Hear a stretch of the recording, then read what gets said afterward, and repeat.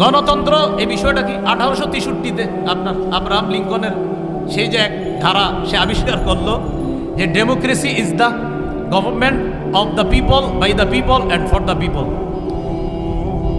গণতন্ত্র হলো এমন একটা শাসন ব্যবস্থা যেখানে জনগণের উপর, জনগণের মাধ্যমে জনগণের ক্ষমতা চলবে, অর্থাৎ যেই নিয়ম নীতিতে জনগণের শাসন চলবে, জনগণের আইন চলবে, এটাই গণতন্ত্র। সেখানে গণতন্ত্রে দেশের মালিক হবে জনগণ আর তারা আইন করবে। আর আমরা বলি রাষ্ট্র, এটার মালিক হলো আল্লাহ। অনেকের গেঞ্জির পিছনে লেখা আছে people are source of all power, জনগণ সকল ক্ষমতার উৎস। নাউজুবিল্লাহ, জোরে বলি। সকল ক্ষমতার উৎস কে? আল্লাহ। এটা প্রথম কথা। তাহলে গণতন্ত্র এটা তারা বলল, এটা হলো একটা বিষয়। আমাদের কথা হলো সূরা বানী ইসরাঈলের 111 নম্বর আয়াতে যে কথাটা আছে, একদম সূরা বানী ইসরাঈলের সর্বশেষ আয়াত, ওয়ালাম ইয়াকুল্লাহু শারীকুন ফিল মুলক, আল্লাহর রাজত্বে কোনো শরীক নাই। বলেন আল্লাহর রাজত্বে কি নাই? শরীক নাই। দেশের রাজত্ব কার? এই আল্লাহর রাজত্বে কোনো শরীক নাই। এটা ইসলামী আকীদা যে দেশের রাজত্ব হবে এটা আল্লাহর মালিকানা। এটা গণতন্ত্র, এটা মালিক হবে না। এটা আমাদের ইসলামী মূল্যবোধে বিশ্বাসীদের আকীদা। আচ্ছা, সূরা ইউসুফের 40 নম্বর আয়াতে আছে ইনিল হুকমু ইল্লা লিল্লাহ, বিচার ব্যবস্থা শুধুমাত্র আল্লাহর পক্ষ থেকে হবে। আল্লাহই বিধানদাতা, আল্লাহই বিধান করবে। কথা সঠিক। এটা হলো প্রথম কথা। দ্বিতীয় কথা খুব ভালো করে মনে রাখবো, ইসলামী হুকুম অনুযায়ী গণতন্ত্রের যেই বিধান, এই বিধানকে মানতে হবে। এই বিধান না মানার কোনো সুযোগ নাই। ইসলামী হুকুম অনুযায়ী গণতন্ত্রের পক্ষে কেউ না, কোনো ওলামায়ে কেরাম না। এটা হলো দ্বিতীয় কথা। এবার মূল কথাটা শুনেন। তাহলে হুজুর যেহেতু গণতন্ত্রের পক্ষে না তো কি করব? এখন ওলামায়ে কেরামের মধ্যে দুই দল। একদল বলেন গণতন্ত্রের বর্তমান পদ্ধতিতে দেশে স্বেচ্ছায় অথবা ইচ্ছায়, ইচ্ছা করে হোক স্বেচ্ছায় হোক, মানুষকে বাধ্য করা হচ্ছে। এই পদ্ধতিতেই মানুষ যেন তাদের ক্ষমতা প্রতিষ্ঠিত করে মানুষকে বাধ্য করা হচ্ছে। বাধ্য করার কারণে ওলামায়ে কেরাম আজিমত এবং রুখসতের মাসালার মধ্যে রুখসতটা গ্রহণ করে ওলামায়ে কেরাম চিন্তা করলেন, যদি ওলামায়ে কেরাম দায়িত্ব না নেয় নাস্তিকদের হাতে দেশ চলে যাবে। ওলামায়ে কেরাম যদি দায়িত্বে না আসে তাহলে ইসলামী বিরোধী যারা শক্তি আছে তারা এদেশে তাদের শক্তিশালী পাকাভুক্ত হবে। তখন ওলামায়ে কেরামের মধ্যে একদল বলেন সুতরাং নাস্তিক্যবাদী শক্তিকে রহিত করার জন্য এই পদ্ধতিতে জনগণের অংশগ্রহণ করা আবশ্যক। এটা একদলের অভিমত। আরেকদল বলেন জায়েজ। একদল বলছে আবশ্যক, আরেকদল বলছে এটা জায়েজ। এই পদ্ধতিতে অংশগ্রহণ করে নাস্তিক্যবাদের বিরোধিতা করা এবং আল্লাহর হুকুম পৃথিবীতে প্রতিষ্ঠিত করার জন্য চেষ্টা করা।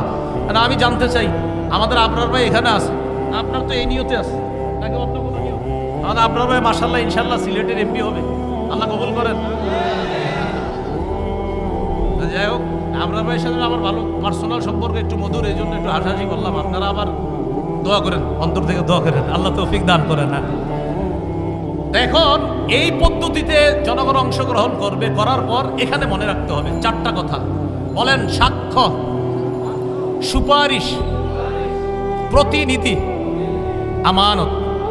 সাক্ষ্য, সুপারিশ, প্রতিনিধি নির্বাচন, উকিল নির্বাচন, আমানত। এই চারটা কথা। এবার বলেন ভোট মানি হলো সাক্ষ্য দেওয়া, সুপারিশ করা, উকিল নিযুক্ত করা, আমানত রক্ষা করা। আপনি যে কারো পক্ষে আপনি একটা কথা বলতেছেন যে আমি অমুককে প্রতিনিধি বানাবো, এই প্রতিনিধি বানানোর অর্থ হলো এক নম্বর আপনি তার পক্ষে সাক্ষী দিতেছেন। আপনি তার পক্ষে সাক্ষী দিতেছেন। এই সাক্ষী আপনি তার পক্ষে এটা যে দিতেছেন এটা বুঝে শুনে আপনি তার পক্ষে সাক্ষী দিতে হবে। এটা হলো এক নম্বর কথা। তো এই যে দ্বিতীয় নম্বর কথা সুপারিশ করা, সূরা নিসার 85 নম্বর আয়াতে আছে মাইয়াশফা শাফাআতান হাসানা ইয়াকুল্লাহু নসিবুম মিনহা, যে সঠিক ব্যাপারে সুপারিশ করবে, সুন্দর সুপারিশ করবে, এটার সওয়াব সে পাবে। ওমাইয়াশফা শাফাআতান সাইয়্যিআ, আর যে ব্যক্তি খারাপ ব্যাপারে সুপারিশ করবে ইয়াকুল্লাহু কিফলুম মিনহা, সে এটার গুনাহের অংশ পাবে। এবার বুঝেন, একজন আল্লাহওয়ালা ব্যক্তি আর একজন খারাপ ব্যক্তি, একজন তাকওয়াবান মানুষ তাকেও চাইলে আমি নির্বাচন করতে পারি, আর একজন খারাপ মানুষ তাকেও নির্বাচন করতে পারি। এই আল্লাহওয়ালা মানুষকে আমি তার পক্ষে কথা বলা মানে হলো ভালো কাজের সুপারিশ করা, খারাপ মানুষের পক্ষে কথা বলা মানে খারাপ কাজে সুপারিশ করা। খারাপ কাজে যদি সুপারিশ করি কিয়ামতের ময়দানে আল্লাহর কাছে আমাকে দাঁড়াতে হবে। তাহলে এক নাম্বার সাক্ষ্য দেওয়া, আমি সাক্ষ্য দিচ্ছি। দুই নাম্বার আমি সুপারিশ করতেছি। তিন নাম্বার আমি উকিল নিযুক্ত করতেছি, প্রতিনিধি নিযুক্ত করতেছি আমার পক্ষ থেকে। আমরা যাকে দায়িত্বশীল বানাবো তিনি আমাদের পক্ষ থেকে ওকালতি করবে, আমাদের প্রতিনিধিত্ব করবে। 4 নাম্বার আমানত। এটা একটা আমানত। প্রিয় ভাইয়েরা, এই আমানত যেন অপাত্রে না পড়ে। আর মুফতি শফি রহমতুল্লাহ আলাইহি লেখছেন 3টা: সাক্ষ্য, সুপারিশ আর হলো প্রতিনিধিত্বের অথরিটি প্রদান করা। এই 3 ক্ষেত্রে মুসলমান বুঝে শুনে পা বাড়াতে হবে। আমি আপনি আগামীতে এই 3টি বিষয় মাথা রাখবো যে আমি কিন্তু কারো পক্ষে হয়তো সাক্ষী দিতে হবে, আমি কারো পক্ষে সুপারিশ করতে হবে, আমি জনগণের জন্য কাউকে প্রতিনিধি নিযুক্ত করতে হবে। আল্লাহ, আমার সাক্ষ্যটা যেন অন্যায়ের পক্ষে না হয়, আমার সুপারিশ যেন অন্যায়ের পক্ষে না হয়, আমি যাকে প্রতিনিধি বানাবো তিনি যেন কোনো খারাপ মানুষ না হয়। প্রিয় ভাইয়ারা, এই 3টা কথা আরও প্রত্যেকে 10 জনকে জানায় দিবেন যে আগামীতে 3টা কথা মাথায় রাখবা। আমি যার পক্ষে সুপারিশ করব, আমি যার পক্ষে সুপারিশ করব তিনি ভালো মানুষ হয়, আমি যার পক্ষে সাক্ষ্য দিব তিনি যেন ভালো মানুষ হয়, আমি যাকে প্রতিনিধি বানাবো তিনি যেন ভালো মানুষ হয়। এই কথাটা পরিবারেও আলোচনা করবেন, সারা দেশে আলোচনা করবেন, আরও 10 জনকে জানায় দিবেন, শোনো তুমি কিন্তু সাক্ষ্য দিচ্ছ, এটা ভালোর পক্ষে দিতে হবে।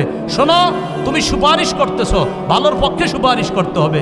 শোনো তুমি কিন্তু প্রতিনিধি নির্বাচন করতেছো, এই গরিব মানুষগুলার একজন প্রতিনিধি বানাইতেছো, সাবধান, খারাপ মানুষকে যেন তুমি প্রতিনিধি না বানাও, ভালো মানুষকে তোমার প্রতিনিধি বানাতে হবে। তো মুফতি শফি রহমতুল্লাহ আলাইহি বলছেন 3টা, আর তাফসীরের কিতাব ঘাটাঘাটি করলে পাবেন 4টা: সাক্ষ্য, সুপারিশ, উকিল নিযুক্ত করা আর হলো আমানত। এই 4টি বিষয় সামনের দিকে আমরা রেখে কোরআন সুন্নাহ অনুযায়ী ইনশাআল্লাহ আমাদের পাগুলা যেন সামনে বাড়াতে পারি, উলামায়ে কেরামের পরামর্শে যেন চলতে পারি। আল্লাহ তৌফিক দান করেন। আজকে এইখানে যারা আছেন এই 4টা ক্ষেত্রে আমরা খেয়ানত করব না, হাত তুলে ওয়াদা করি ইনশাআল্লাহ। রাজি আছেন ইনশাআল্লাহ সকলে? সর্বশেষ যিনি আমাদের প্রতিনিধি হবে তার গুণ হবে তিনি কোরআন সুন্নাহ অনুযায়ী বিচার করবে। সূরা মাইদা 48, সূরা মাইদা 49, সূরা মাইদা 50 এই আয়াতগুলোর মধ্যে আছে ইন্না আনজালনা ইলাইকাল কিতাবা বিল হক।